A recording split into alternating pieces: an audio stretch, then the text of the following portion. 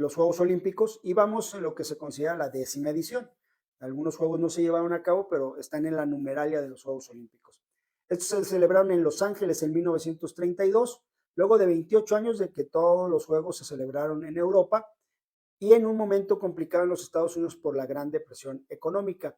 Pero bueno, al final del día, también este tipo de incidencias propició que, a diferencia de los juegos anteriores, que iban sumando países, que iban sumando atletas, aquí vino un decremento, porque no hubo mucha participación del viejo continente. De las 46 naciones que aparecieron en Ámsterdam en 1928, 37 solamente se dieron en Los Ángeles. De 3.014 atletas, bajó a 1.328, mucho más de la mitad. Fueron 1.206 hombres y 126 mujeres nada más en relación a estos Juegos. Pero Los Ángeles empezaron a diseñar muchas de las cosas que hoy en la actualidad tienen los Juegos Olímpicos. La primera, que fue un evento de 16 días. Esta fue la primera ocasión. Hubo 117 eventos de 14 deportes. Se llevó a cabo entre el 30 de julio de 1932 al 14 de agosto. Son unos juegos muy importantes para la historia del deporte mexicano. Ahorita platicaremos por qué. Fue inaugurado por Charles Curtis, el juramento de los deportistas lo hizo George Callahan y se celebró en el Memorial Coliseo de Los Ángeles, que fue construido ex profeso para ese evento y todavía sigue en pie este estadio que se ha utilizado para múltiples deportes. No hubo torneo de fútbol, faltaron equipos, no hubo esa posibilidad. El Comité Olímpico Internacional ayudó con alimento y transporte para algunos atletas, pero hubo una polémica. Paavo Nurmi quiso asistir a estos Juegos después de 3 ediciones en las que había participado, 9 medallas de oro, pero el mismo Comité Olímpico, él pedía que le sufragaran unos gastos de viaje y decía que si le sufragaba esos gastos de viaje se convertía en un atleta profesional y estaba prohibido el profesionalismo en aquella época y por eso no lo dejó participar. Él señaló que tuvo unos gastos muy fuertes en una concentración en Alemania y que por eso necesitaba el apoyo para el transporte para Los Ángeles y no lo aceptaron en estos Juegos. Así que fue increíble lo sucedido con Paavo Nurmi. En estas épocas no sería así y hubiera tenido los sponsors, hubiera tenido lo que sea, era la gran figura del atletismo de aquella época. Pero bueno, a pesar de los reclamos de Nurmi, no le permitieron participar en estos Juegos. ¿Qué aspectos se innovaron en la historia de los Juegos que siguen hasta nuestros días? Ya hubo Villa Olímpica, construida ex profeso para el evento, donde estuvieron los hombres. A las mujeres todavía los pusieron en un hotel de lujo. Las mujeres estuvieron en hotel de lujo y para los hombres hubo Villa Olímpica. Por primera vez se utilizó el photo finish en las pruebas de atletismo. Esa que es tomar la foto en el momento que llegan los deportistas para determinar quién es el ganador. Y hubo ya el cronometraje automático para los eventos de pista del atletismo. Se implementó el podium de 3 niveles.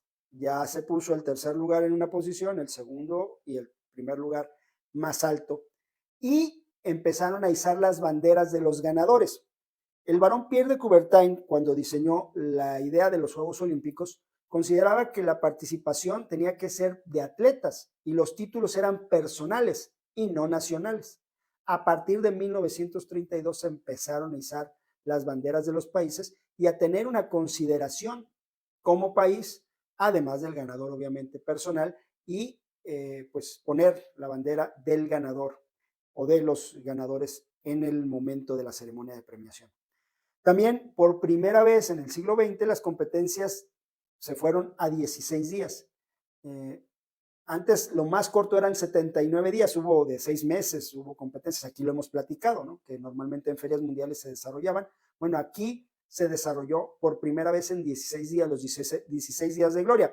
Hoy las jornadas son hasta de 18 días, aunque oficialmente son 16. A partir de un viernes en la inauguración corren 16 días de competencia, aunque antes haya pruebas como en el fútbol para alcanzar el programa completo. Hubo un gran ausentismo, obviamente, de deportistas, pero el nivel competitivo fue muy bueno, ya que se lograron superar o empatarse 18 récords mundiales. Además que también hubo mucha asistencia del público, reunieron 100,000 personas en la ceremonia inaugural en el Coliseo de Los Ángeles. ¿Cuáles fueron los momentos más emblemáticos en lo deportivo? El atleta japonés Kosuko Kitamura, de 14 años, ganó los 1500 de natación libre y se convirtió en el atleta más joven en ganar una medalla de oro. Había atletas que ya habían ganado medallas, pero este es el primero y a los 14 años consiguió la medalla de oro para ser el más joven en ganar una prueba olímpica. La estadounidense Babe Didrikson, de 18 años, calificó en 5 pruebas femeniles de atletismo, pero al final solamente le dejaron participar en 3 y las 3 las ganó. La jabalina la ganó la medalla de oro, pero además estableció récord mundial en salto de altura en 80 metros, así que era la gran atleta de esa época, esta norteamericana. Un policía sueco, Ivar Johansson, ganó 3 medallas en lo que fue lucha libre y lucha grecorromana. Participó en ambas pruebas. Y además, Carl Wehrstein, otro luchador sueco, ganó su tercer medalla en grecorromanos en diferentes categorías, es decir, diferentes Juegos Olímpicos, participó en diferentes categorías y logró su tercer título olímpico.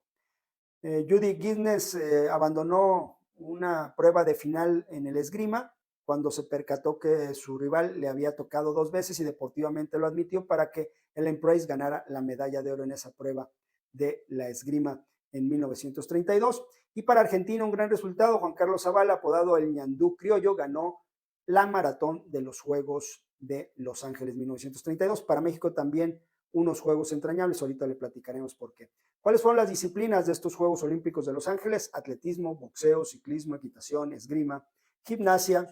También hubo resultados en halterofilia, hockey, lucha, natación, pentatlón moderno, remo, saltos de natación, los clavados, tiro, vela y waterpolo. Los países participantes: Alemania, Argentina, Australia, Austria, Bélgica, Brasil, Canadá, Checoslovaquia, China, Colombia, Dinamarca, España, Estados Unidos, Estonia, Filipinas, Finlandia, Francia, Grecia, Haití, Hungría, India, Irlanda, Italia, Japón, Letonia, México, Noruega, Nueva Zelanda, Países Bajos, Polonia, Portugal, Reino Unido, Sudáfrica, Suecia, Suiza, Uruguay y Yugoslavia.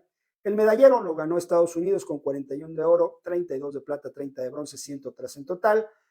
Lejísimos Italia con 12, 12 y 12 para 36, Francia con 10, 5 y 9, 19 medallas, Suecia 9, 5 y 9, 23 en total, y México consiguió su primer presea de los Juegos Olímpicos en conocimiento. Ya les hemos dicho que en 1900 se ganó en el polo con unos mexicanos que participaron en el equipo de polo. No había un equipo mexicano de polo, sino unos mexicanos participaron y se adjudicaron una medalla. Entonces, ellos fueron los primeros mexicanos en ganar una medalla, pero ya como representatividad, como lo hemos establecido, el primero que se conoce así, y sería el tercer mexicano en lograrlo, fue Francisco Cabañas Pardo, que siendo de Jalisco, logró la primer presea, esto en el boxeo. Ganó la medalla de plata en la categoría de peso mosca, luego de perder en una final controvertida con el húngaro Enekes. ¿Cuál fue la trayectoria de Cabañas? Que además le costó trabajo, tuvo que pedir prestado dinero, necesitó ayuda para llegar a estos Juegos. Cuenta la historia que no tenía para incluirlo en la delegación, no había dinero para incluirlo a él, qué cosa tan rara en México. Pero gracias a Jesús Nájera y a unos ahorros de su mamá pudo viajar a Los Ángeles. Imagínate, si hubiera sido en otro país no hubiera asistido. Pasó Bay la primera ronda, en la segunda derrotó al italiano Paolo Brusi. Él decían que tenía un boxeo fino, elegante, y superó en la siguiente ronda a Isaac Duke de Australia. Llegó a la final, luego en la pelea semifinal, venciendo al británico Pardoe. Ya en la final, algunos dicen que le robaron descaradamente, ya escucharía Arturito y todo esto, pero bueno, hubo polémica porque durante los 3 asaltos dominó al húngaro Eneke, pero 2 jueces y el árbitro vieron una pelea distinta, dicen, y que en el último episodio los dos caen en el ring, pero solamente le contaron la caída al mexicano, y ese fue el factor para que Francisco Cabañas se quedara con la plata y Eneke ganara el oro. Así que la primer presea para México en conocimiento históricamente establecida fue esta de Francisco Cabañas. La otra fue un estudio, un análisis periodístico que se hizo de gente que hace periodismo deportivo realmente, que estableció que hubo precisamente un grupo de mexicanos, 2 mexicanos que ganaron una medalla en Juegos Olímpicos en París 1900, pero la primera para México históricamente y reconocida fue la de Francisco Cabañas. Así que gran resultado en ese momento para la delegación mexicana, medalla de plata, la primera en la historia. Hasta aquí, Los Ángeles 1932.